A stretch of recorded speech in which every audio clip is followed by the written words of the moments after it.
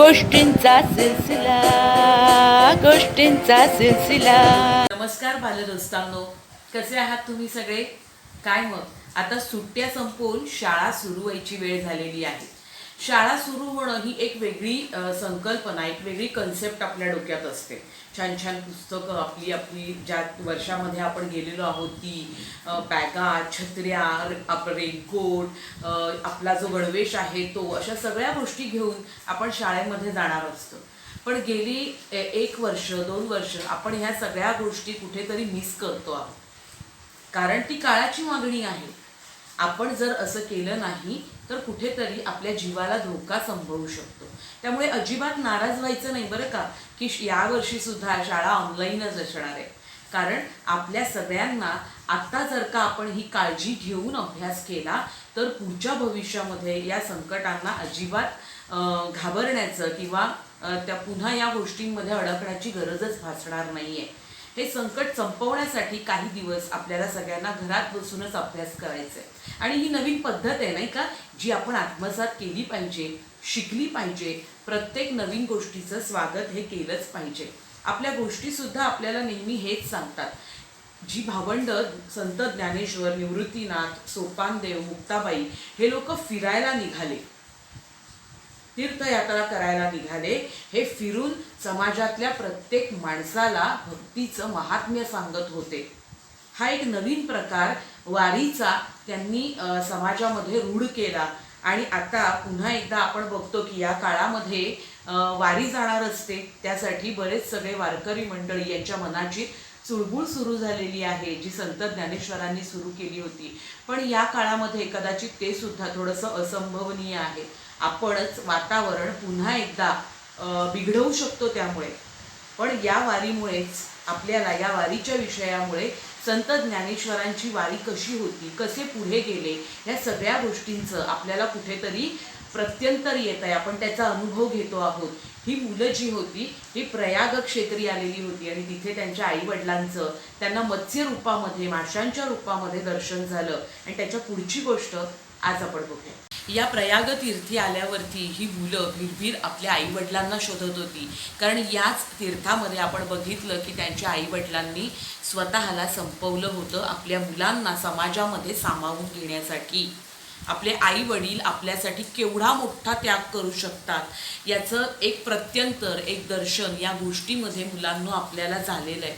आणि सदैव आई वडील आपल्यासाठीच प्रयत्नशील असतात बरं का, सतत कष्ट करत असतात, सतत राबत असतात। आपली आई घरामध्ये, बाहेर सुद्धा काहींच्या आई वडील सतत मुलाला काय मिळावं, काय कुठल्या गोष्टीची कमतरता पडते यासाठी आपण नव्याने काम केलं पाहिजे, नवीन काम केलं पाहिजे, असं ही दोघं जण सुद्धा मुलांना पुढे नेण्यासाठी झटत असतात। हे आताचं चित्र आहे आणि हे तेव्हाचं चित्र होतं। तर आई वडील कुठेतरी या मुलांना भेटतील अशी आशा होती, म्हणून ती दुःखी कष्टी अवस्थेमध्ये त्यांची वाट बघत होती। आणि मत्स्य रूपामध्ये आईबाबांनी दर्शन दिल्यावरती अश्रुधारा त्यांच्या थांबेनात। त्या प्रयाग तीर्थामध्ये त्यांच्या अश्रूंचा अक्षरशः आईवडील भेटल्यावरती एक पूर आल्यासारखा झाला होता, कुठेतरी वेगळ्या पद्धतीचं वातावरण निर्माण झालं होतं। आणि ही सगळी भावंड खूप आनंदी झाली होती। तिथल्या वेगवेगळ्या मंदिरांमध्ये जाऊन देवदेवतांचं दर्शन घेतलं आणि सगळेजण पुढच्या यात्रेला निघाले। पुढचं जे शहर होतं किंवा पुढच्या ज्या ठिकाणी तीर्थयात्री ते जाणार होते ते तीर्थक्षेत्र होतं उज्जैनी। उज्जैन नावाचं जे आता शहर आहे ते उज्जैनी या नावाने ओळखलं जात होतं। क्षिप्रा नदीच्या काठावरती हे शहर वसलेलं होतं। संत ज्ञानेश्वरांनी त्या शहराविषयी त्या संत मंडळींना सांगायला सुरुवात केली। बघा किती अभ्यास असतो, किती माहिती असते, किती गोष्टींचं ज्ञान असतं लहानपणापासून।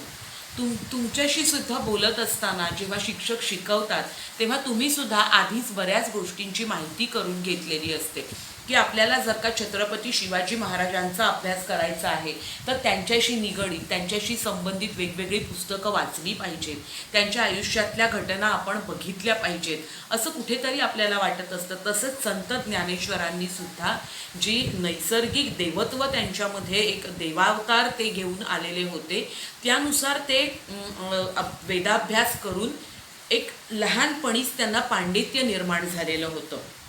त्यामुळे प्रत्येक क्षेत्राचं महत्त्व तीर्थयात्रेत असणाऱ्या प्रत्येक व्यक्तीला समजावं यासाठी ते प्रयत्नशील होते. आणि मग त्या शहराचं ते तिथे वर्णन करून सांगतात की या तीर्थाला पूर्वी उज्जैनी असं म्हटलं जायचं, कुशस्थळी, पद्मावती असं म्हटलं जायचं, कुमुद्वती, अमरावती, इंद्रपुरी, विशाला, अवंतिका अशीही या शहराला नावं होती. अशी माहिती त्यांनी तिथे असणाऱ्या सगळ्यांना दिली. प्राचीन काळी म्हणजे अगदी जुन्या काळांमध्ये, प्राचीन काळ म्हणजे या काळामध्ये इथे जी मंदिरं होती त्याची मंदिरांचं जे शिखर असतं, जो कळस असतो ते सुवर्णाची म्हणजे सोन्याची होती. आणि म्हणूनच या नगरीला स्वर्णशृंगा असं सुद्धा म्हणायचे, असं तिथल्या सगळ्या लोकांना संत ज्ञानेश्वर माहिती सांगत होते. आणि मग अशी माहिती सांगून झाल्यावरती सर्वांना त्यांना असं वाटलं की या ठिकाणचं एखादी कथा इथल्या सगळ्या लोकांना सांगितली पाहिजे. म्हणून शिवपुराणामध्ये एक कथा सांगितलेली आहे. त्या कथेचं कथन संत ज्ञानेश्वर सगळ्यांसमोर करायला लागले. गोष्टींचा सिलसिला आणि मजेदार किस्से तुमच्यासाठी घेऊन आले आहेत माधवी राणे आणि कैवल्य राणे. मजेदार किस्से आणि छान छान गोष्टी ऐकण्यासाठी माधवी राणे हे यूट्यूब चॅनल नक्की सबस्क्राईब करा. बाजूला असलेलं बेल आयकॉन बटन दाबायला विसरू नका बरं का मुलांनो, जेणेकरून तुम्हाला नवीन नवीन गोष्टींच्या नोटिफिकेशन्स मिळत राहतात. या नगरीमध्ये मुलांनो एक ब्राह्मण राहायचा असं संत ज्ञानेश्वर पुराणातली ही गोष्ट सांगत असताना म्हणाले. हा ब्राह्मण जो होता हा शिवभक्त होता. नित्य नेमाने तो शिवभक्ती करायचा, पूजा अर्चा करायचा आणि सतत शिवभक्तीमध्ये मग्न असायचा. याच नगरीमध्ये दूषण नावाचा एक दैत्य म्हणजे राक्षस निर्माण झाला आणि तो सगळ्यांना त्रास द्यायला लागला. प्रजाजनांना, ब्रह्मवृंदाला, सगळ्यांना त्यांनी सळोकी पळो करून सोडलं होतं. जिथे पूजा अर्चा चालू असेल तिथे जाऊन विघ्न आणायचं, लोकांना त्रास द्यायचा, जाळपोळ करायची, लोकांना मारून त्यांचे जीव घ्यायचे, त्यांना सळोका पळो करून सोडेल अशी सगळी परिस्थिती त्याने निर्माण केली होती. सगळेजण अतिशय त्रासले होते, कंटाळले होते सगळेजण की आता काय करायचं, कोणाला काहीच सुचत नव्हतं. आणि तेव्हा कोणाला तरी जाणवलं की एक शिवभक्त आपल्या या नगरामध्ये राहतो, त्याच्याकडे जाऊन आपण आपली समस्या सांगावी.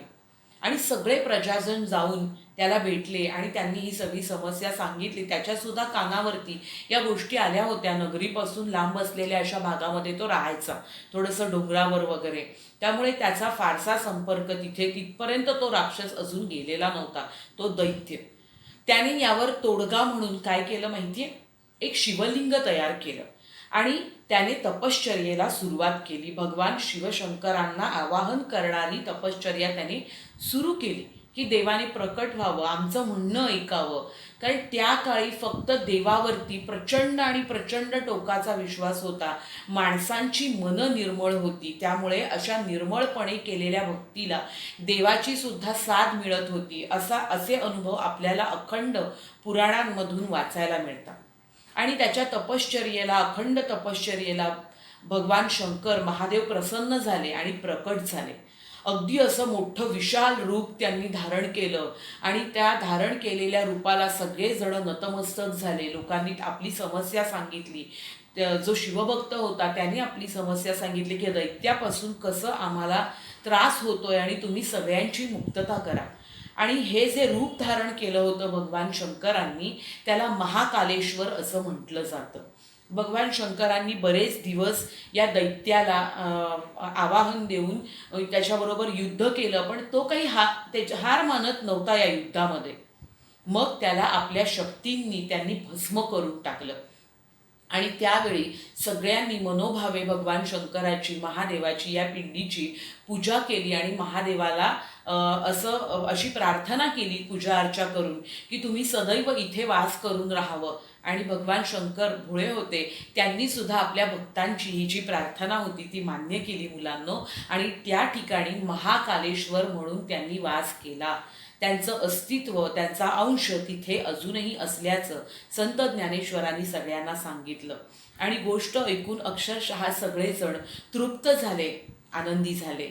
या नगरीचं मुलांना मोठं महात्म्य आहे.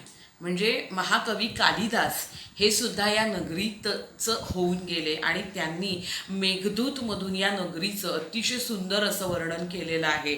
शक साम्राज्य होऊन गेलं, मौर्य साम्राज्य याच नगरीमध्ये होऊन गेलं, सम्राट अशोक, गंधर्वसेन, विक्रमादित्य या पराक्रमी राजांनी सुद्धा इथे राज्य केलं. त्याची विक्रमादित्याची राजधानीच इथे होती आणि भर्तृहरी हे सगळेजण इथे कीर्तिमान झाले. आणि पहिली वेधशाळा ज्यांनी निर्माण केली ते ज्योतिर्गणिती वराहमिहिर हे सुद्धा इथेच होऊन गेले.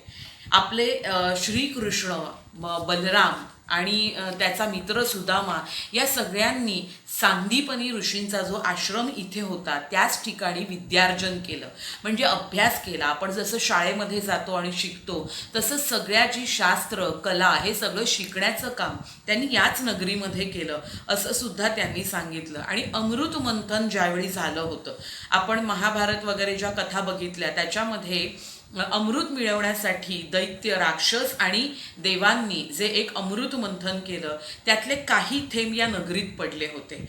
त्यामुळे याला एक वेगळं महत्त्व प्राप्त झालं. नाशिकला जसा कुंभमेळा होतो तसाच दर 12 वर्षांनी इथे कुंभमेळा भरतो आणि तिथे सगळीकडून अगदी परदेशातून सुद्धा मोठे मोठे धनिक, गरीब, श्रीमंत सगळे या कुंभमेळ्यामध्ये सामील होतात. आणि भव्य अशा मंदिरांची एक परंपरा आहे, समृद्ध अशी मंदिरं आहेत इथे या नगरीमध्ये असं हे आहे. आणि अशी सगळी माहिती संत ज्ञानेश्वरांनी सगळ्या संत मंडळींना सांगितल्यावर सगळेजण खूप आनंदी झाले की एवढ्या महान अशा मोठ्या नगरीमध्ये तीर्थयात्री आपल्याला येण्याचा कुठेतरी एक लाभ मिळालेला आहे. त्यानंतर सगळे महाकालेश्वराच्या दर्शनाला आले. महाकालेश्वराचं जे मंदिर आहे ते अक्षरशः तिथे 5 मजली असं भव्य मंदिर आहे. त्याचा एक मजला जमिनीच्या खाली, आपण जे म्हणतो अंडरग्राऊंड, तसं आहे. वेगवेगळी अशी मंदिरं देवांची तिथे हे आहेत. आणि हे जे खाली आहे तिथे शिवलिंग आहे. म्हणजे खाली उतरत असताना थोडासा अंधार आहे, पण एकदा तुम्ही गाभाऱ्यामध्ये गेलात की लक्ष लक्ष ज्योतींनी उजळून गेलेला असा हा गाभारा आहे. आणि त्या पिंडीच्या भोवती जे आहेत ते नागराजांनी वेढलेलं असं या मंदिराचं एक वैशिष्ट्य आहे. तिथे सदैव नागराज वेढलेले, लपेटलेले असतात, मात्र ते कोणालाही त्रास नाही देत.